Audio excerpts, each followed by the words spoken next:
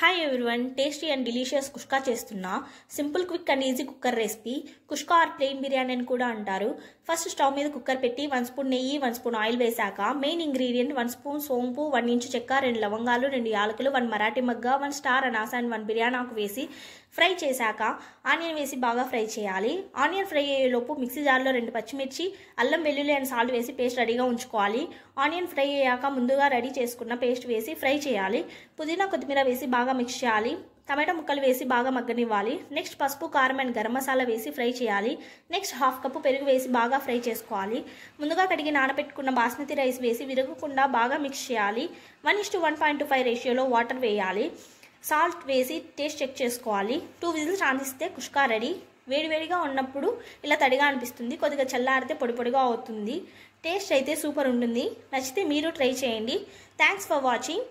By YouTube family.